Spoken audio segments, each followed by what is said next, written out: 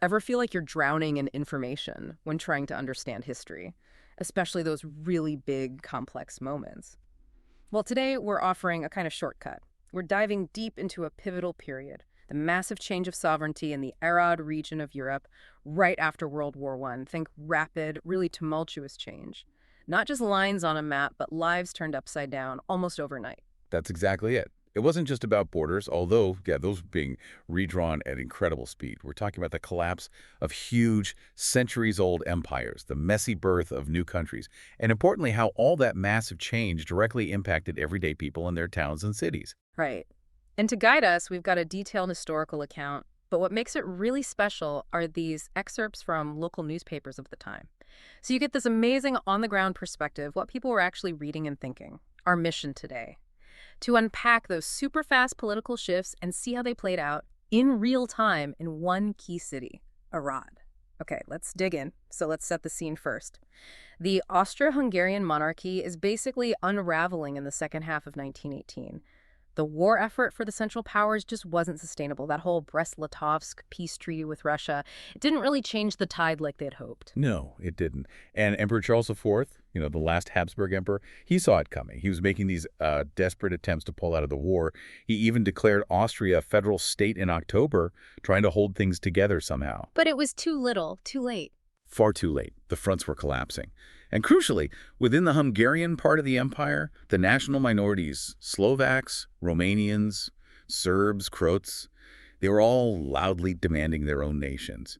It put the Hungarian government in, well, a pretty hopeless situation, caught between the failing empire and these rising national movements. And that pressure erupts into what's called the Chrysanthemum Revolution in Budapest. People were really enthusiastic, expecting Count Károlyi Mihály, seen as a progressive, to become prime minister. But then, demonstrators get dispersed by police on October 28th, and the Archduke appoints someone else, Count Hadek János, initially. That didn't stick, though, right? Not at all. It just fueled the fire. Yeah, the public reaction was huge. October 29th, 30th, massive crowds flood Budapest. They're occupying public buildings, railway stations, freeing political prisoners. Everyone's cheering for Károlyi. So the Archduke basically had to give in. Károlyi was appointed prime minister on October 31st, 1918. The revolution won at least that first stage. What's really striking, though, is even with Károlyi's popularity, he just couldn't stop the immediate dramatic fragmentation of the Hungarian crown lands.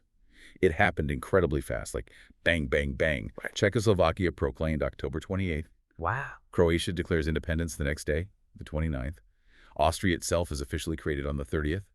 Galicia's Ukrainian majority secedes on the 31st. It just shows how fragile that old order was. It dissolved almost instantly. And meanwhile, the bigger war is ending too. The Italian front collapses, leading to the Armistice of Padua on November 3rd, 1918. This formally takes the Austro-Hungarian monarchy out of the war, sets strict limits on their army, only 20 divisions left, and critically, it allows Allied troops, the Entente, to move freely through what was left of the empire. Yeah, and that point about troop movement is key, because while Madoa mentioned sort of guaranteeing Hungary's territory, well, that promise got overwritten almost immediately. Just 10 days later, November 13th, you have the Belgrade Military Convention, signed by the Allied commander in the Balkans, General Franchet de Spire. This convention specifically orders the Hungarian army to pull back, to evacuate large areas east of the Somme River and south of the Mureș River. It established clear demarcation zones, basically setting the stage for Romanian and Serbian occupation of Transylvania and Banat. This was the real start of Hungary's post-war borders being decided, way before any formal peace treaty. And on that same day, November 13th, Emperor Charles V formally abdicates. No more monarchy. Hungary is now a de facto republic. Okay, so that's the whirlwind backdrop. Empire collapsing, new nations popping up, armies moving. Let's zoom in now on Arad. Despite those initial Romanian and Serbian advances into the region in December 1918, Arad itself actually stayed under Hungarian control initially. That's right. The Banat region, where Arad is, became this real point of contention between Romania and Serbia. Both wanted it. So, to kind of prevent them fighting each other, French troops under General Goncourt moved into the Mureș Valley. They occupied Arad from late December 1918 right through until May 17, 1919. So French troops are there? Yes, but crucially, the Hungarian civil administration, the mayor, the local government, they all remained in place. So you had this sort of dual authority, which was complicated. Definitely sounds it. And during that French occupation, there were attempts at negotiation? Yeah, around mid-November 18, Jasi Oscar, who was Károlyi's Minister for Nationalities, came to Arad. He met with Romanian leaders, proposed this confederative formula, like Swiss-style cantons based on ethnicity. But the Romanian leaders rejected it flat out, Mm-mm. especially with the Belgrade Convention already signed, carving out zones for them. They went ahead and declared Transylvania's union with Romania at Alba Iulia on December 1st, and their army started moving into Transylvanian cities, like Cluj, which they entered on Christmas Eve. So the direction of travel was pretty clear, even if Arad itself was still in limbo. Absolutely. And you could feel the tension in the local press. The Gazeti Arad newspaper wrote in January 1919 something like, "Somewhere in the Transylvania of hope, a great bird takes flight. What do you keep in your beak? The sharp sword or the green olive branch of peace?" Wow, that really captures the uncertainty. It does, and it hints at this deep-seated feeling among the local Hungarians. They just couldn't imagine being ruled by Romania or Serbia. It led mostly to passive resistance rather than open conflict within the city at that point. Although things did get heated around New Year's, the sources mention a bloody interlude on December 29th, 1918. Yeah, it sounds like both Hungarian and Romanian groups tried to demonstrate at the town hall with their flags. The Romanians, likely encouraged by the Alba Iulia Declaration and the army's advance, tried to take down the Hungarian flags. Shots were fired. A real flashpoint that highlights how volatile things were, especially since the Romanians had kind of expected the French to just hand over power to them immediately, which didn't happen. The Hungarian administration stayed. Right. And following that clash, the French commander Gondricourt declared a state of emergency. Trying to keep a lid on things, strict rules came in: surrender all weapons, curfew after 9 p.m., no military uniforms worn publicly unless on duty, no gatherings of more than 3 men after curfew, Wow. and no national songs or flags allowed either. He also set up a committee for public welfare and propaganda, trying to manage the social and ethnic tensions. A real balancing act. And all through early 1919, people in Arad were getting conflicting news about their future. Yeah, daily reports, supposedly leaked from the Paris Peace Conference. One day, the Aradi Hurlap newspaper reports Paris has decided Arad goes to Romania. Then the next day, other papers deny it. And the denial turned out to be right, at least for a while. The Hungarian administration under Mayor Varjasi and later Mayor Sarkany just kept running the city. But while Arad was in this weird holding pattern, the government back in Budapest, the Károlyi cabinet, was losing ground fast. Their social reforms weren't working. The economy was tanking, falling production, rising inflation. The promised land redistribution failed. So people were getting disillusioned. Hugely. And this fueled the rise of more radical groups. You had veterans associations like EMVA, nationalist groups like EMA, and, importantly, the Communist Party of Hungary, led by Kunbela. The political center was crumbling. And that leads us to another major turning point, the Vix Note in March 1919, right, March 20th. French Lieutenant Colonel Vix delivers this ultimatum, basically demanding Hungary give up even more territory in the east, pushing the demarcation line further west. Károlyi refused, but his political opponents also refused to back him or form a new government. He was isolated. Completely. And this deadlock led directly to Hungary's Second Revolution, just days later, March 21st, 22nd. In a really shocking move, the Social Democrats made a secret deal with the Communists, who were actually imprisoned at the time, to hand over power. Just like that. The Republic of the Councils, a communist government, was proclaimed in Budapest. Red flags appeared everywhere. So a communist takeover in Budapest. What did this new government under Kunbela do? Well, it was radical. They dissolved parliament, got rid of the old government structure, appointed people's commissars.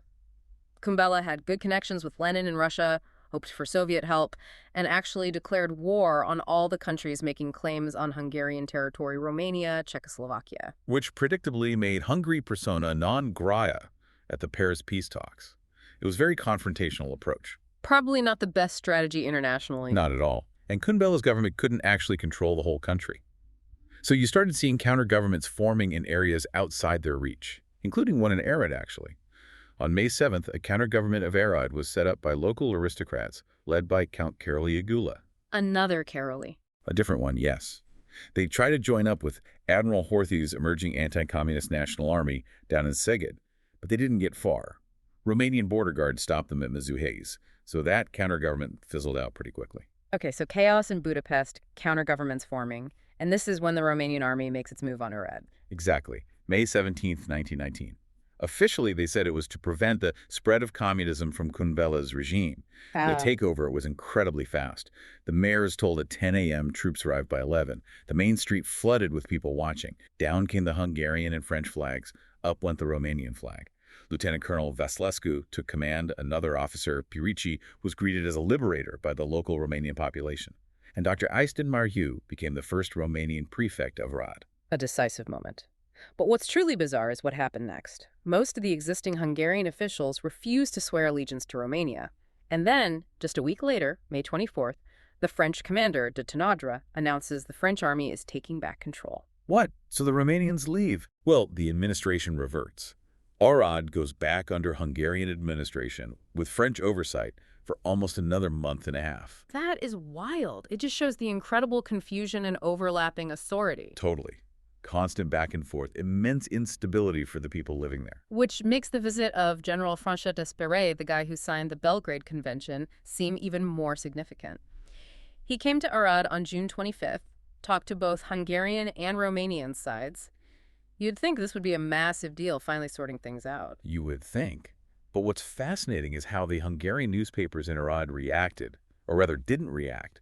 Most of them either downplayed his visit or just ignored it completely. Really? Yeah. Only one paper, Arad Észvedek, gave details, mentioning he visited the Cultural Palace and the museum.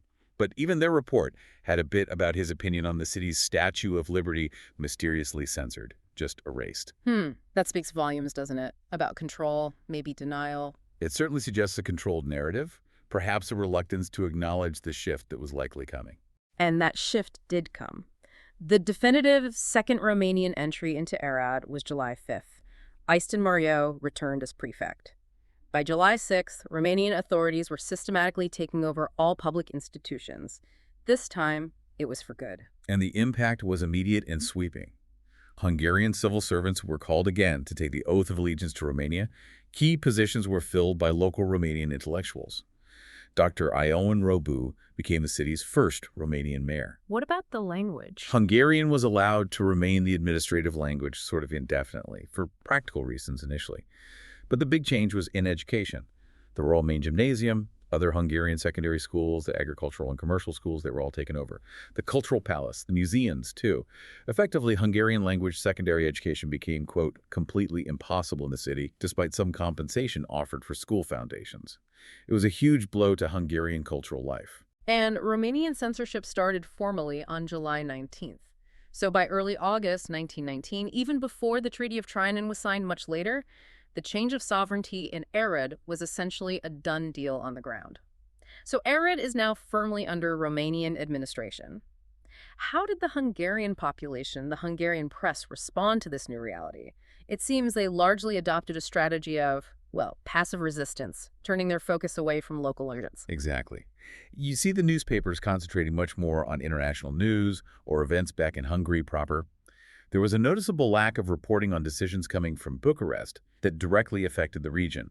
Things like the process for Hungarians wanting to leave, or the problems faced by those civil servants who refused the oath that often went unmentioned in the Hungarian press. While the Romanians were getting on with things. Right. The new authorities organized parliamentary elections for the region in September and October. Hungarian politicians boycotted them completely. And then came measures that must have felt particularly pointed to the Hungarian community in the fall of 1919. Yeah, the renaming of streets, squares, institutions. By October, familiar Hungarian names were being replaced with Romanian ones. And then the prefect announced on October 9th that statues, major symbols, like the Kossuth statue, the Martyrs' Memorial, they had no place in Romania and would be removed. Imagine seeing the landmarks of your city, symbols of your history, being dismantled. It was a very deliberate cultural shift. It wasn't just symbolic. There were real personal consequences. Definitely. 2 significant lists were published around this time. One named all the lawyers who hadn't taken the oath, basically ending their legal practice there. The other was even more serious. Names of people being expelled from Arad and potentially from Romania altogether. This specifically targeted people who had moved to the city after 1910. A clear message about who belonged. A very clear message. Amidst all this pressure, though, Hungarian cultural life didn't just vanish, did it? The press, the theater. No, it showed remarkable resilience, actually. Many publishers managed to keep going. Of course, some newspapers did shut down, like the official County Gazette. Its purpose was gone.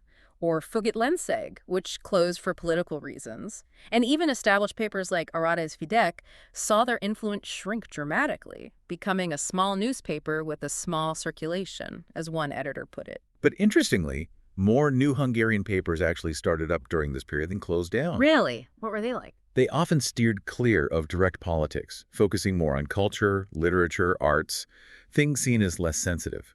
You had Arad, supposedly a political weekly, but apparently known for its racy stories, nicknamed a women's magazine. Ah, There was Figaro for drama and humor, Season covering arts and fashion. Most papers that did touch on politics adopted this attitude of expectation, basically, waiting to see how things would finally settle down. okay. While all this is happening in Arad, what's going on back in Budapest? The Communist Republic of the Councils. It didn't last long. Facing intense pressure from surrounding countries and internal opposition, Kundbela's government resigned on August 1st, 1919, and the Romanian army actually entered Budapest the very next day, August 2nd. Yeah, Hungary's political situation remained incredibly chaotic for months. A series of short-lived, unrecognized governments, Plaidul Gyula, then Friedrich István. It eventually took intervention from an allied commissioner, Sir George Russell Clerk, to broker a deal. This led to the Romanian army finally evacuating Budapest in early November, and they were replaced by Admiral Horthy Miklós's anti-communist National Army. And Horthy's entry into Budapest on November 16th, 1919 is a famous moment in Hungarian history. Riding the White Horse, the speech. A new government under Huszár Károlyi was formed soon after, and this one was finally recognized by the Allies. But the reality for Hungary was grim. The country was de facto partitioned. Two-thirds of its pre-war territory was occupied by foreign troops, Romanian, Czechoslovak, Serbian. So by Christmas 1919, the metamorphosis of Arad, as our source calls it, was complete. The city was part of the Kingdom of Romania, run by Romanian authorities, even though the population was still almost 70% Hungarian at that time. Quite a transformation in just over a year. It really is staggering when you look at the speed, how quickly sovereignty shifted, how identity was challenged and reshaped on the ground, and it powerfully illustrates how local administrative changes, military occupations, often happen much faster and feel much more real to people than the slow process of international treaties and diplomatic decrees. Absolutely. We've covered a huge amount: the fall of an empire, revolutions, occupations, the complete redefinition of a city like Arad. And seeing it through the lens of those local accounts, those newspaper snippets, really brings home what it meant for the people living through it. It makes you think, doesn't it? When you redraw a map, it's never just lines. It fundamentally alters culture, language, daily life, personal identity for generations to come. It really does. And perhaps the final thought to leave you with. In times like these, moments of massive geopolitical change, how do communities actually cope? What forms of adaptation or maybe quiet resistance do people develop to hold on to their sense of identity, their culture, even as the world around them is completely transformed? What part of Arad's story stands out most to you?